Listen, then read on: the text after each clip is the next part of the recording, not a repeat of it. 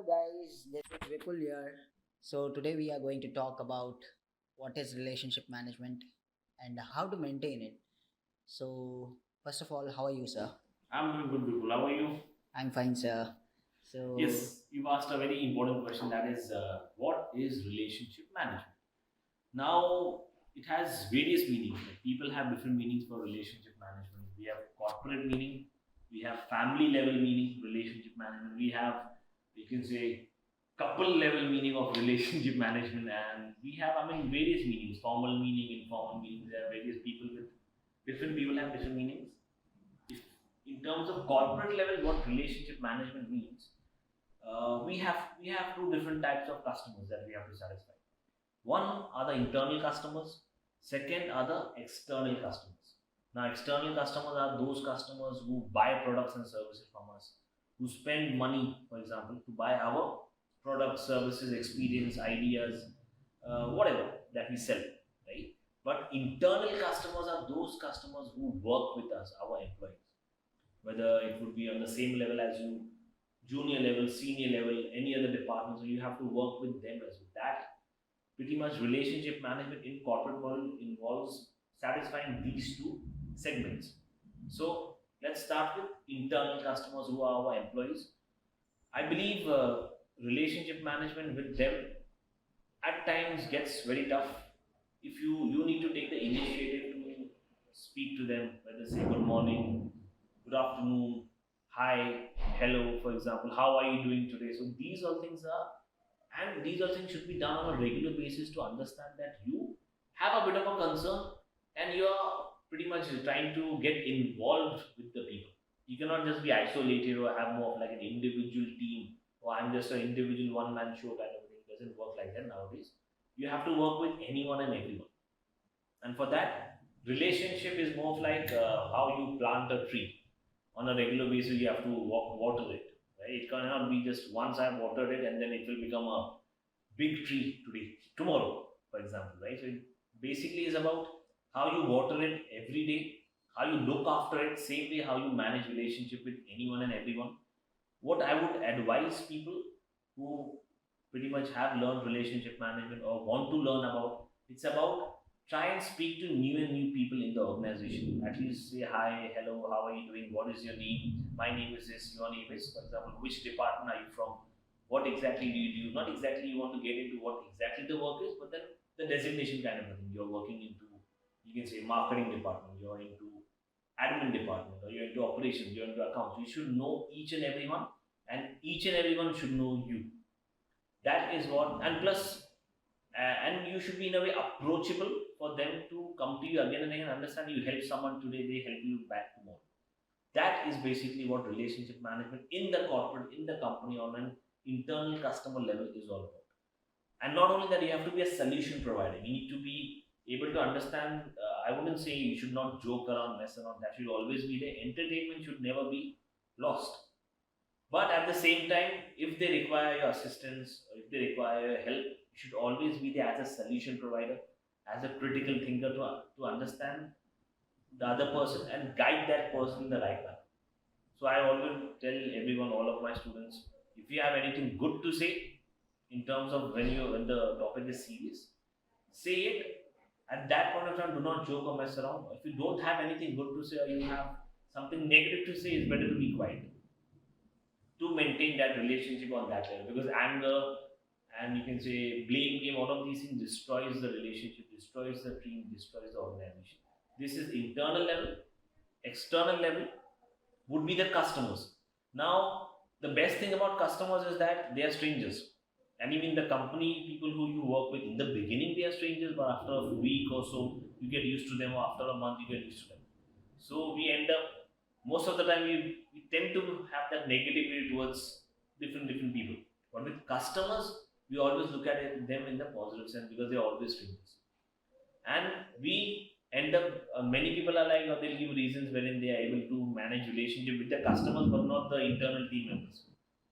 Many of the people may give reasons like they are able to manage relationship with their customers, but not the internal team members, because they have the customers most of the time, or I would say more than 50% of the time, do not judge you. They judge you on the basis of trust and honesty mainly, And the team members, they don't only judge you on the basis of trust and honesty, they also look at performance, they also look at attendance, and there are a lot of things that actually gets involved. But then customers are very important, as well as your internal team members. But customers understand it's something, how you manage relationship with your friends, with your loved ones, for example. You have to manage relationship in the same manner with them. You get in touch with them, follow up with them on, so you can say WhatsApp, for example, email. But many times not everyone is comfortable using email, especially in our country. Not all the customers are on emails, or they pretty much look at the emails. Most of them kitna email jata hai, we don't even look into how many emails are there.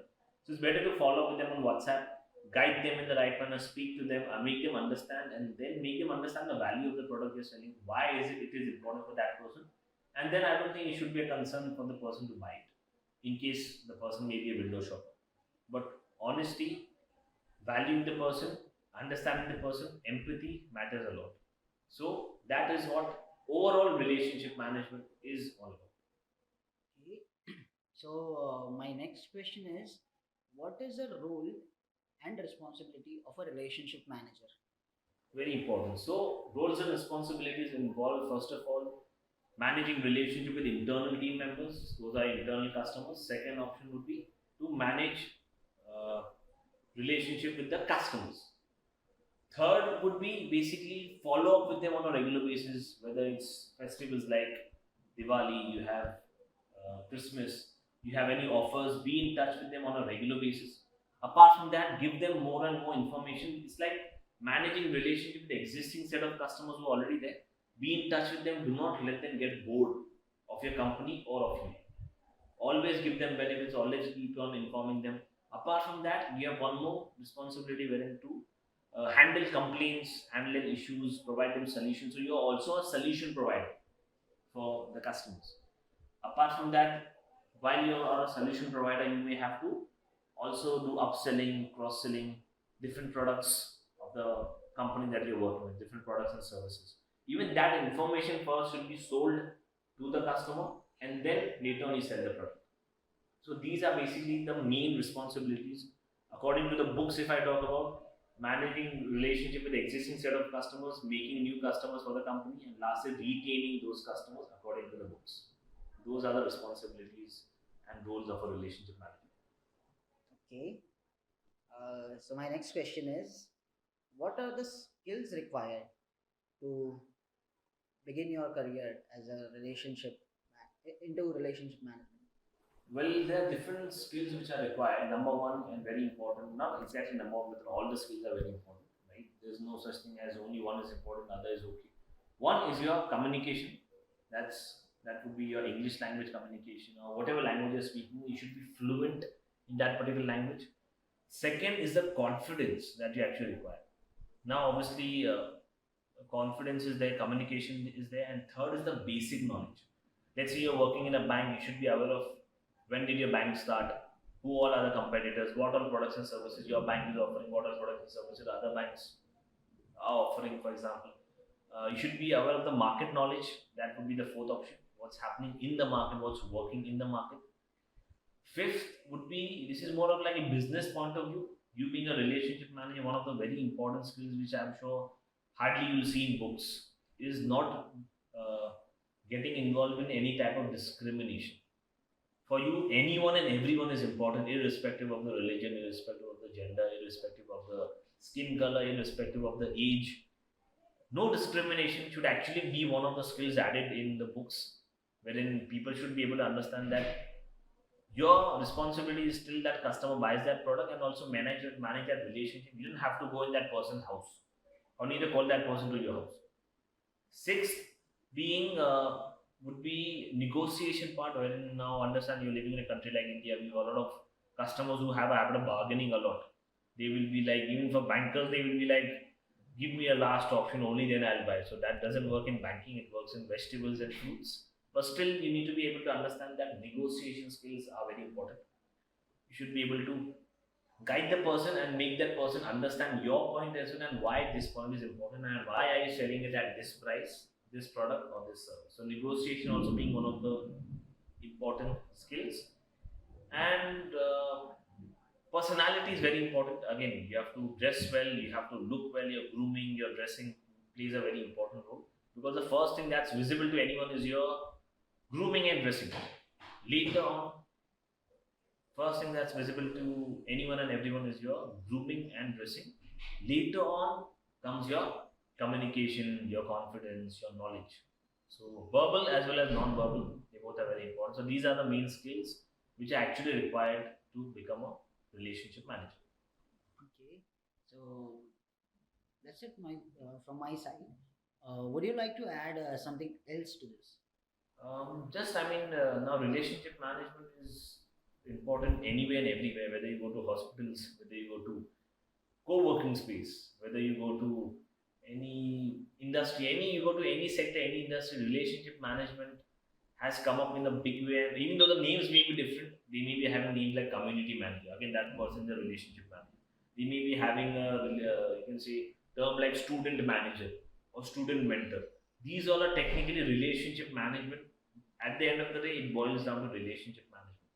So I would like to tell all the listeners, learn the skill, learn the art of managing relationship. It is tough in the beginning because humans are very tough nuts to crack. You can easily manage relationship with dogs and cats, but then humans are very tough. But understand, a human is someone who pays the tax, not the animal. So learn the art of relationship management, learn the art of sales, and I think no one can stop you from moving ahead in life. That's all. So thank you so much, sir, for sharing your valuable inputs, and we would like to have you again on our podcast. So we are signing off. Bye bye.